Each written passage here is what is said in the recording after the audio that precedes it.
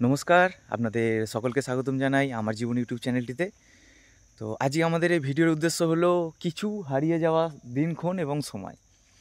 তো সেরকমই একটা দৃশ্য নিয়ে আপনাদের কাছে আমি আবার হাজির হলাম এবং চেষ্টা করব আমার চোখেতে আমাদের এই গ্রামের যে সুন্দর রূপটা আমি দেখতে পাচ্ছি, যেটা আমার চোখে ধরা পড়ছে, সেরকমই একটা ভালো স্মৃতিকে আমাদের মধ্যে ক্যাপচার করে রাখা এবং আগামীকালের জন্য জিনিসটাকে যত্ন করে রেখে দেওয়া, যাতে পরবর্তীকালে আমরা এই জিনিসটাকে দেখে একটু মনের মধ্যে আনন্দ পাই।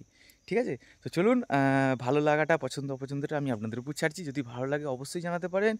আর আমার চ্যানেলটিকে যদি আপনাদের পছন্দ হয়, সাথে থাকুন, পাশে থাকুন। আর বাদবাকি এরকমই ডিটেলস আমি আপনাদের সঙ্গে শেয়ার করতে থাকবো আমাদের প্রকৃতির ওপরে। ঠিক আছে? তো চলুন আপনাদেরকে সেই জিনিসটা দেখাই। দেখুন, তো এই যে সেই দৃশ্যটা দেখুন, খালি কত সুন্দর লাগছে দেখুন।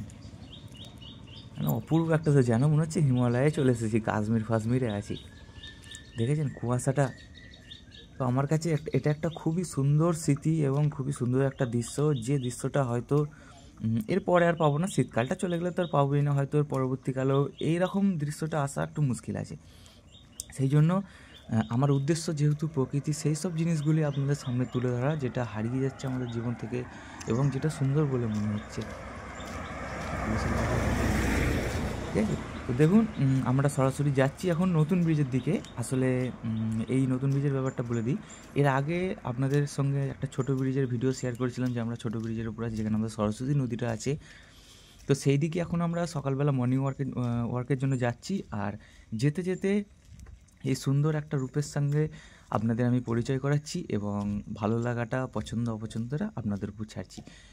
জানিয়ে যান অবশ্যই। আর এই রকমই দৃশ্য যদি আপনাদের গ্রামের ওপর, মানে আপনাদের যেখানে বাড়ি আর কি, আপনাদের সকল মানে বন্ধুদের বলছি, সকল ফ্রেন্ডদের বলছি, আপনাদের কাছে যদি এরকম কিছু সুন্দর দৃশ্য থাকে যেটা মনে হচ্ছে যে হারিয়ে যাচ্ছে, কিংবা পরবর্তী কালের জন্য এই জিনিসটা আমরা খুব মিস করবো, তো আমাকে অবশ্যই আপনারা জানাতে পারেন। আমি রীতিমতো চেষ্টা করব সেই সব স্মৃতিগুলোকে ক্যাপচার করে নিয়ে আমার এই চ্যানেলের মধ্যে আপনাদের সঙ্গে শেয়ার করা। ঠিক আছে?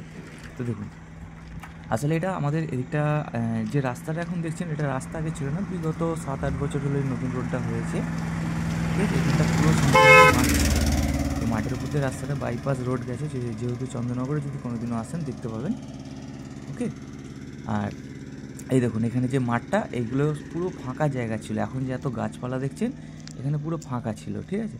এখন গাছপালা বসিয়ে আম গাছগুলো এখন অনেক বড় বড় হয়ে গেছে। হয়তো পরবর্তীকালে মাঠ বলে খালি আম গাছই দেখা যাবে আর কি।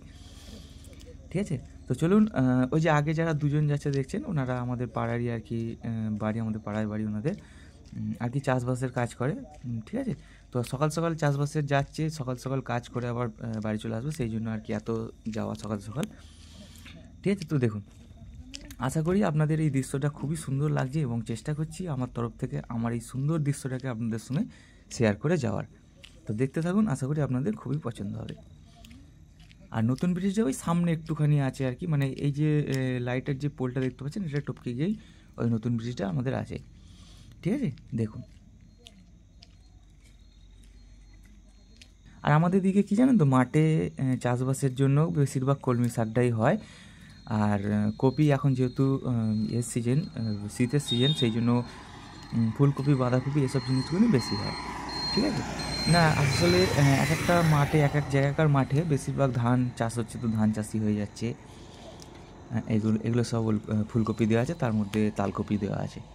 এগুলো তালকপি ক্ষেত আর কি, এখানে তালকপিটা চাষ করেছে।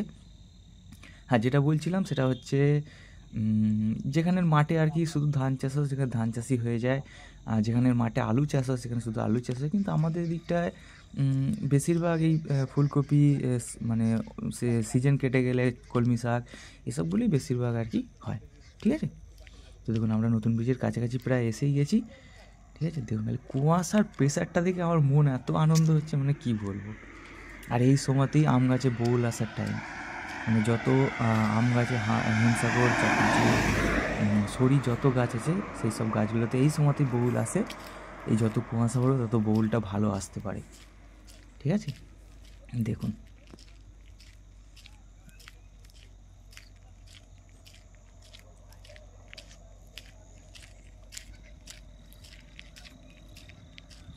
আর আগে দেখতে থাকুন, আশা করি আপনাদের জিনিসটা পছন্দ হবে।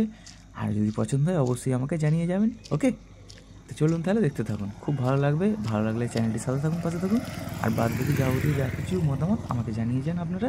আমি চেষ্টা করব আপনাদের জন্য সেই রকমই প্রকৃতির কিছু দৃশ্য নিয়ে আসার, যেটা আমার চোখে সুন্দর বলে মনে হবে। ওকে, চলুন এবার তাহলে ব্রিজে উঠবো। চলুন এবার ব্রিজের ওপরের দৃশ্য আপনাদের সঙ্গে আমি কিছু দেখাই। ব্রিজের ওপর থেকে যেটা দেখেছেন, লাইটগুলোকে পর্যন্ত দেখা যাচ্ছে না, এত কুয়াশার প্রেসার পড়েছে, তো প্রেসার পড়েছে।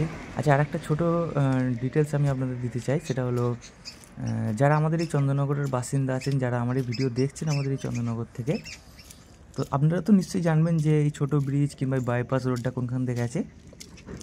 আর যারা চন্দননগরের বাইরে আছেন কিংবা আরও দূর দূর থেকে যারা দেখছেন, তো আপনাদের বলছি, যদি কোনোদিনও চন্দননগরে এসে থাকেন, তো এই বাইপাস রোডে ছোটো এসে দেখবেন, এদিকার প্রকৃতির দৃশ্যটা খালি দেখে যাবেন। আমি নিশ্চয়ই গ্যারেন্টি দিচ্ছি আপনাদের খুবই পছন্দ হবে এই জায়গাটা, মানে দেখে আপনাদের খুবই পছন্দ হবে। এইটুকুনি আপনাদেরকে আমি মানে জোর গলায় বলছি, এক প্রকারের, বুঝতে পেরেছেন তো? তো আপনাদেরকে অসংখ্য ধন্যবাদ এইটুকু আপনাদের মূল্যবান সময় আমাকে দেওয়ার জন্য। আর এইরকমই আমাদের প্রকৃতির কিছু দৃশ্য যদি আপনারা দেখতে চান, তো থাকুন, পাশে থাকুন। আর চেষ্টা করবো আমাদের, বিশেষ করে চন্দননগরের, যেহেতু আমরা বাসিন্দা, চন্দননগরের আরও অনেক ভিডিও মানে অপেক্ষা করে আছে আপনাদের জন্য, আপনাদেরকে দেখানোর জন্য। তো ভালো থাকলে সাথে থাকবেন, পাশে থাকবেন, আর একটি লাইক এবং সাবস্ক্রাইব অবশ্যই করে যাবেন। তাহলে দেখা হচ্ছে পরবর্তী ভিডিওতে।